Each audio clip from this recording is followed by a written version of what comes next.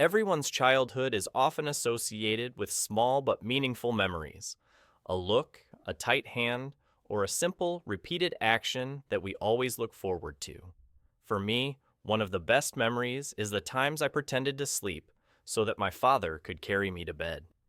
It was not just a mischievous trick of a child who wanted to be pampered, but also a way for me to enjoy the feeling of absolute safety. When I could lean my head on my father's shoulder, feel his slow but steady steps, hear his steady breathing, and smell the familiar scent of his flannel shirt. Every late night, after watching TV with my father, I would fall asleep on the sofa, not because I was too tired, but because I wanted my father to gently carry me to sleep. No need for lullabies, no need for good night wishes. Just my father's arms were enough to make me believe that I was in the safest place in the world.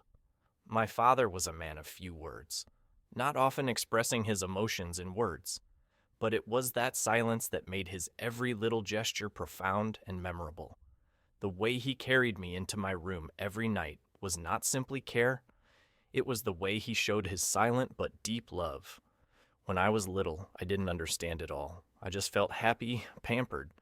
But as I grew up, as life took me away from my family, I realized that my father's love for me was not in empty words, but hidden in every patient and persistent action.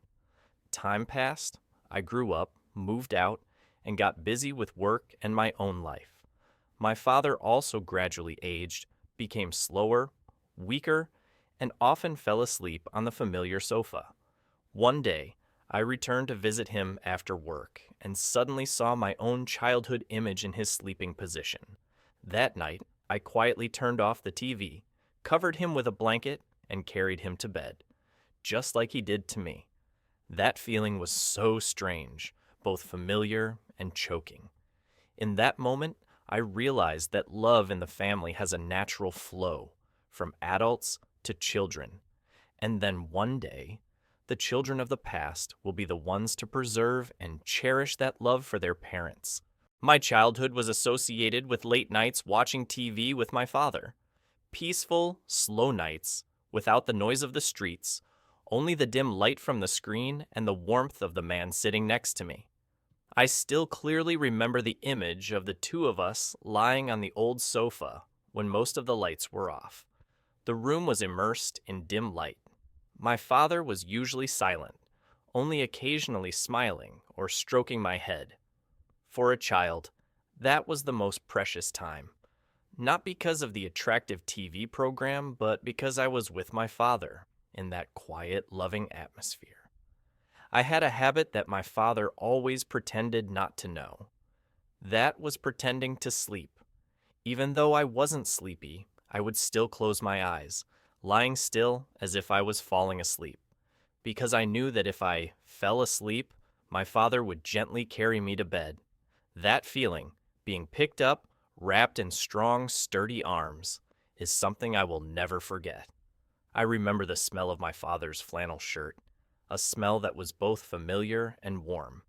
It was not the smell of perfume or an easily recognizable scent, but the smell of family, of unconditional protection. Every step my father took while holding me was steady but gentle, as if he was afraid of waking me up. I could feel the steady rhythm of those steps through his chest, like a lullaby without words. In that moment, I felt like the luckiest child in the world. No need for good night, no need for hugs and kisses. My father's love was expressed in the way he gently lifted me up, put me on the bed, pulled the blanket up, and gently closed the door. My father never woke me up, nor asked, "Are you tired?" or "Are you asleep yet?" He just silently did everything in his own way. That tenderness, that silence, is what makes father-child love more sacred and profound than any words. When I was little, I thought it was obvious. But when I grew up, I realized not everyone has a father who loves their child in such a quiet and tolerant way. The memory of nights pretending to sleep so that my father could hold me is not just a memory, but a small, loving corner in my heart, where the most beautiful things of my childhood are kept. Time is something that no one can hold on to, and I am no exception. I gradually grew up, no longer lying on the sofa pretending to sleep. School schedules, work schedules, and the worries of adulthood took me further away from the peaceful evenings of my childhood. The nights watching TV with my father became less and less frequent, giving way to hurried phone calls, rare trips back to my hometown, and promises of, "I'll be back later one day."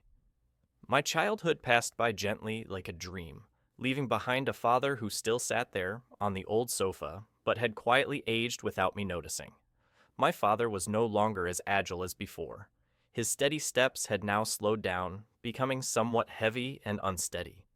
His jet black hair was now streaked with gray, and his eyes that once shone with love now occasionally filled with tears from fatigue. Dad no longer tells stories, no longer laughs loudly like before, and no longer has the strength to carry me, something I thought would always be the case when I was a child. There were afternoons when I returned to my hometown and saw Dad sitting quietly on the porch, his eyes looking at the empty yard, where I used to run and play, while Dad called me in for dinner. The scenery was still the same, only the person had changed. Perhaps we can only truly feel the change when we suddenly stop and look deeply at the person who has been with us for so many years. And I had such a moment. One evening, after work, I went to visit Dad. He was still sitting on the old sofa, the TV was still on as usual, but this time Dad fell asleep. Looking at him, lying silently in the flickering light of the screen, I suddenly felt my heart tighten. His whole body looked smaller, more fragile, far from the image of the man who once lifted me up with his strong arms, without a moment of hesitation. I walked over, gently turned off the TV, covered him with a blanket, and stood still for a moment. In that moment, I suddenly understood. Time had taken me away from my father's arms, but it was also taking him away from mine.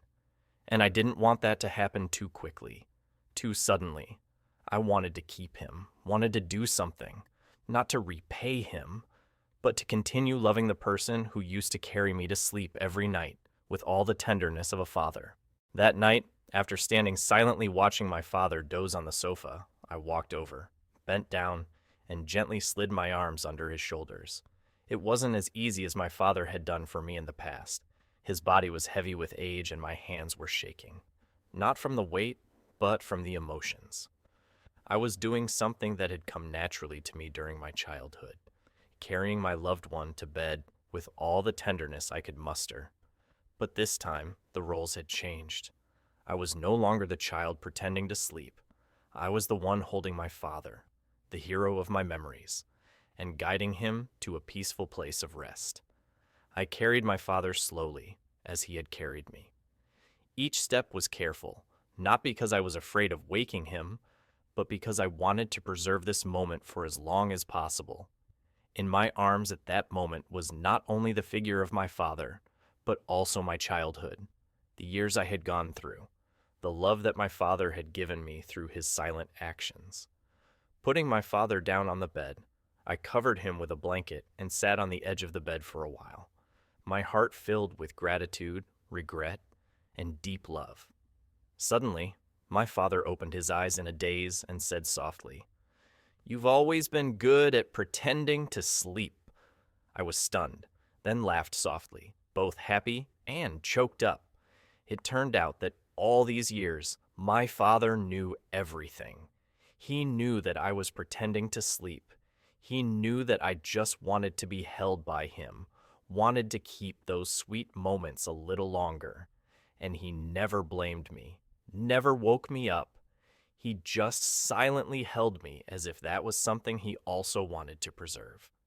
My father's words at that moment were like a string connecting straight from the present to the past, pulling along all the memories, all the love that had been hidden in every small gesture.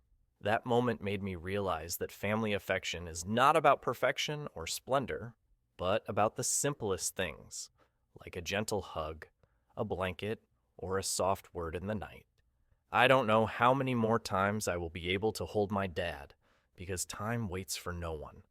But I know that from now on, I will cherish every moment with my dad and will do everything I can, gently and tenderly, just like how he did with me. The moment I carried my father to bed that day left a deep silence in me. Not noisy, not dramatic, but made my heart vibrate with tenderness and gratitude. I realized that love in the family does not need flowery words or grand actions. It is present in the most simple and quiet things, like the way my father silently carried me to bed, like the blanket I just covered him with. Every small action contains a part of love, of care that does not need to be reciprocated. And it is these things that have nurtured the most sacred and lasting feelings. Family love. Time always passes, taking away youth, health, and even habits that were once forever in children's memories. The father who used to be a strong pillar, the arm that protected us when we were tired, then came the time when he became weak, needing the support of the very child he once held. It is a natural transition in life, when the roles between generations reverse and grown children begin to become the support for their parents. That role change does not make love old, but makes it deeper and more responsible. I used to be the child who pretended to sleep so that my father could hold me. Now I am willing to be truly awake so that I can hold my father with all my respect. Because I understand, not everyone has the chance to do that. The arms that once held us when we were babies do not last forever, and the footsteps that once carried us to sleep will slow down, then stop. So, as soon as I can, I want to be the one who continues to love. Not out of obligation, but because my heart tells me it is time for me to make up for the silent love of the past. I also understand that filial piety does not necessarily have to be something grand, just a small act, like tucking my dad into bed, listening to him talk, or simply being there when he needed me, was enough to fill the heart of the person who had loved me all my life. Every time I did something for my dad, I felt a part of my childhood come back to life, warm, gentle, and full of love. And I knew that love would continue to flow within me, so that one day I would pass it on to the next generation, through hugs, holds, and loving silence like my dad did for me. Childhood years are sometimes just a series of fragmented memories, a few small pieces, blurred by time.